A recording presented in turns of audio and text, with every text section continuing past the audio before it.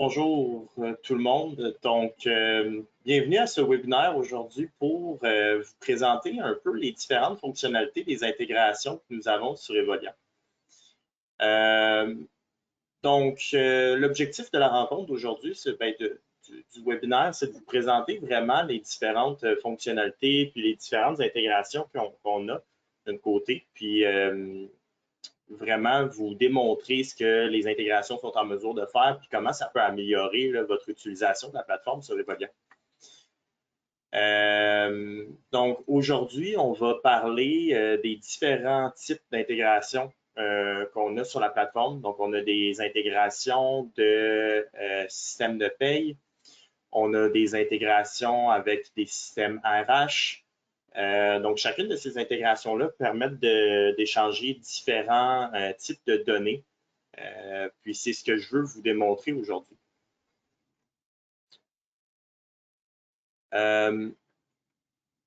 Donc, on va commencer par les fonctionnalités et les avantages des intégrations. Donc, on a certaines intégrations qui, tout d'abord, permettent de prendre les informations des profils des employés dans le système.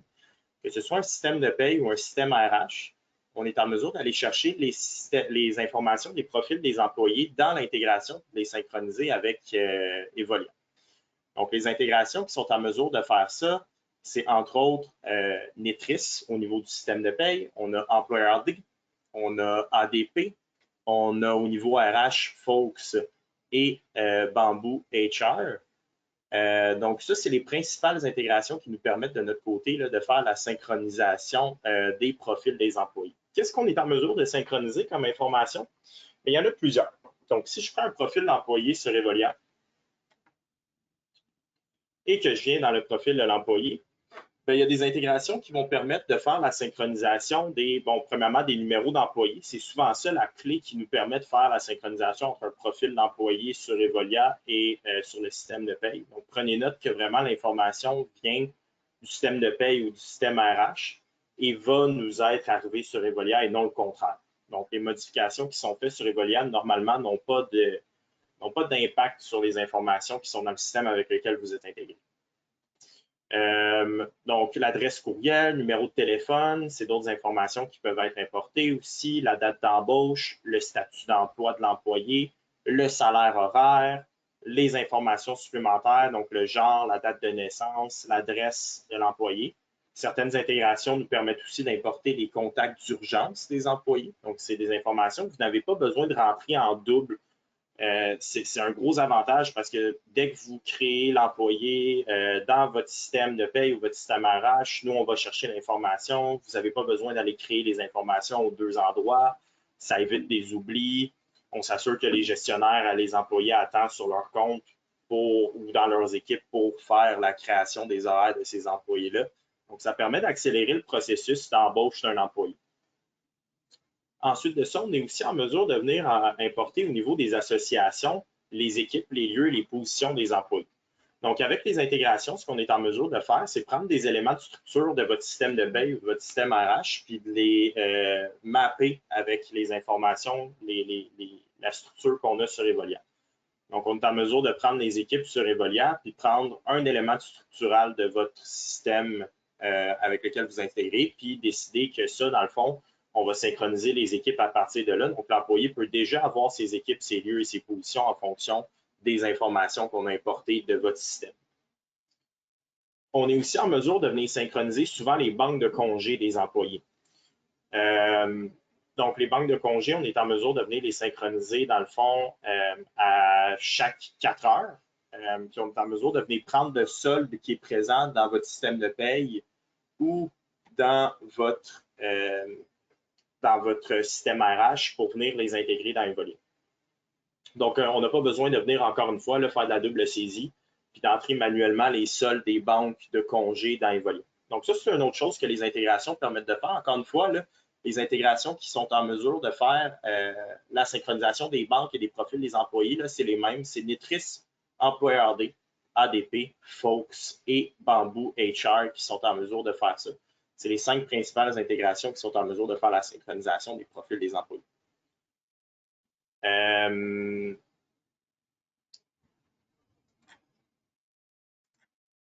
Puis ensuite de ça, c'est ça. Ça fait pas mal le tour là, des informations qu'on peut synchroniser avec les profils des employés. Je vous dirais qu'une chose à garder en tête, c'est que la plupart des synchronisations pour ces intégrations-là vont se faire automatiquement à chaque 4 heures.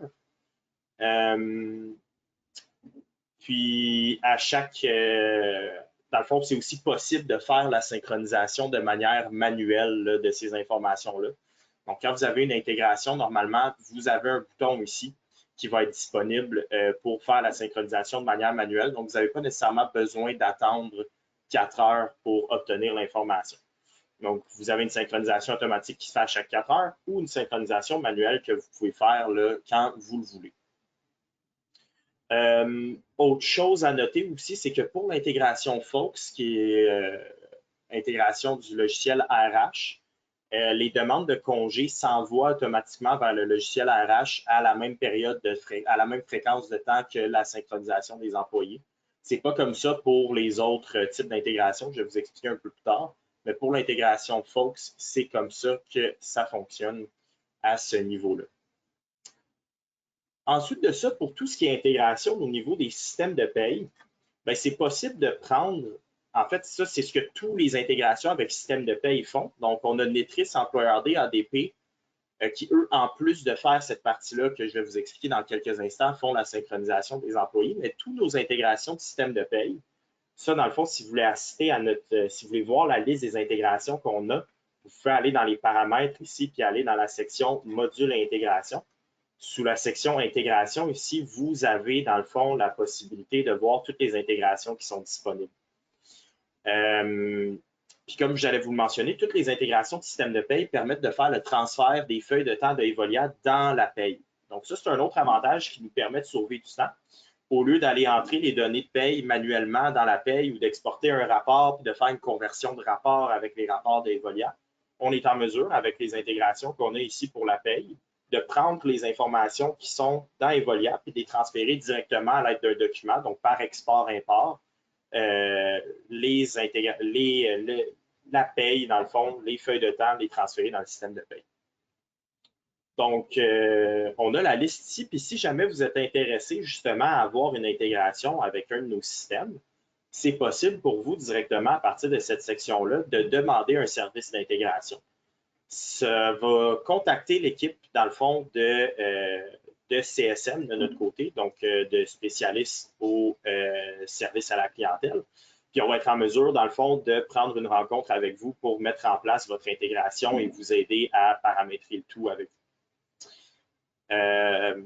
Donc, si jamais ça vous intéresse d'obtenir une intégration, vous pouvez venir faire la demande directement à partir d'ici et vous serez contacté dans les prochains jours. Donc, comme je l'avais mentionné, ce qu'on est en mesure de faire à partir d'un export-import, c'est de transférer tous les détails de la feuille de temps. Donc, ça inclut quoi? Ça inclut les heures régulières, donc les heures travaillées des employés. Ça inclut aussi les heures de congé, tout ce qui est les primes, les règles de calcul des heures supplémentaires, ainsi que les dépenses, si jamais vous avez besoin de transférer les dépenses. Donc, si je viens dans les paramètres ici de ma paye congé, donc pour ce qui est des types de congés, j'ai dans la section intégration la possibilité d'entrer un code. Puis ça, dans le fond, ça me permet de lier justement les codes de mes banques de congés avec les banques de congés à la paye, ce qui permet d'envoyer les heures ou les montants de vacances à la paye directement. Même chose pour les primes de corps. J'ai des codes qui me permettent, dans le fond, de synchroniser mes primes de Evolia avec les primes du système de paye.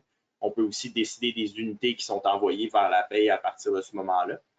Puis, on a aussi la possibilité de faire la gestion des heures supplémentaires. Donc, encore une fois, on est en mesure de venir paramétrer le code qui va venir s'intégrer avec le système de paye. Puis, toutes ces informations-là, quand les feuilles de temps sont approuvées, vous avez simplement besoin de faire un export-import et ça vous sauve beaucoup de temps pour l'export, pour l'entrée des données de paye. Donc, c'est un énorme avantage d'avoir une intégration avec un système de paye pour cette raison-là.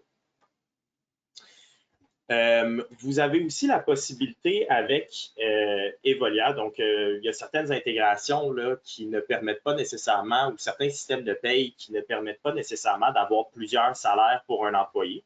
Mais sur Evolia, quelque chose qui est vraiment pertinent, c'est que dans les associations, on est en mesure de venir entrer un salaire par position pour les employés.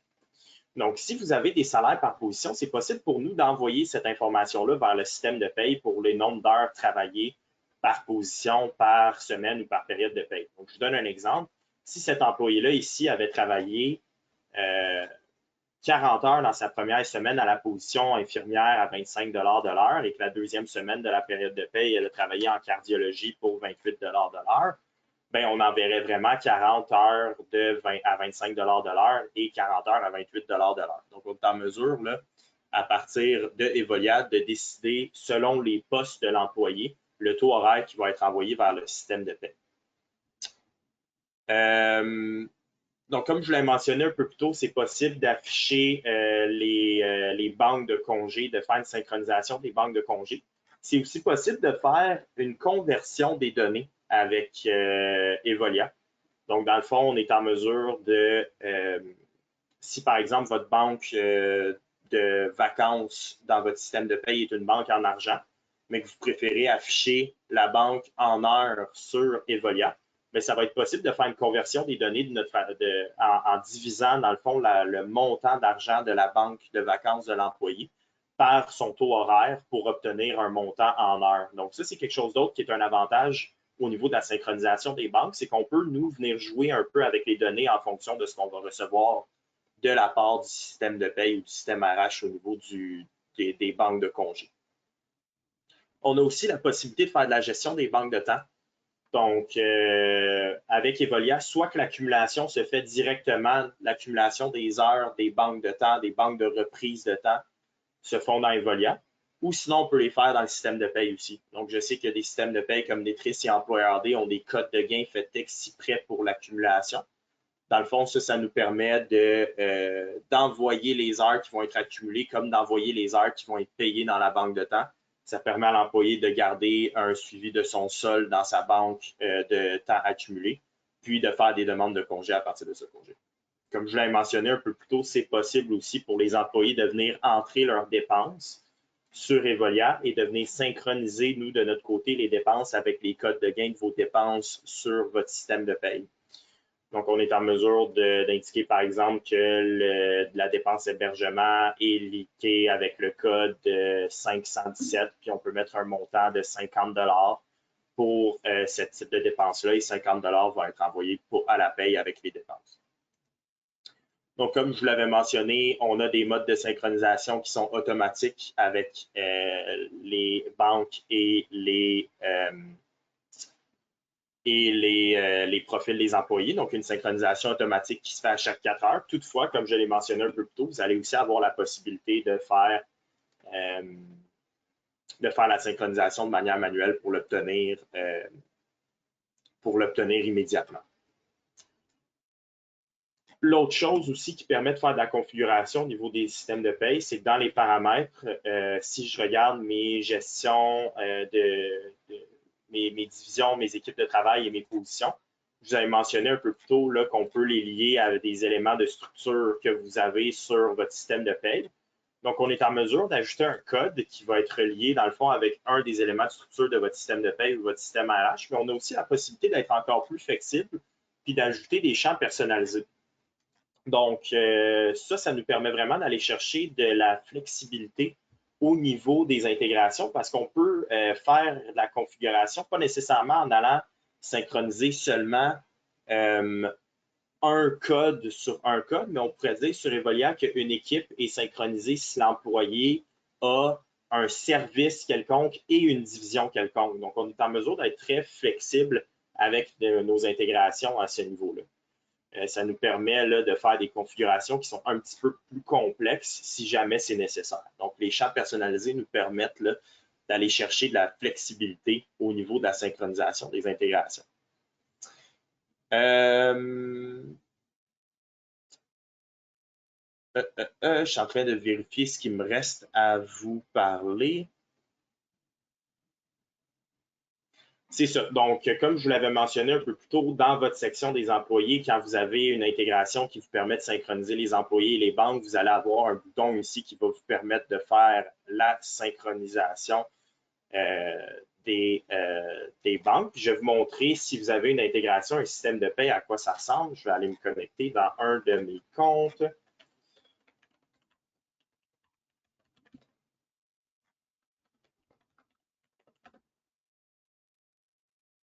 Donc, lorsqu'on va dans la section feuille de temps ici, quand j'exporte mes rapports, bien là, sur ce compte-là, je me suis mis une intégration avec Netris.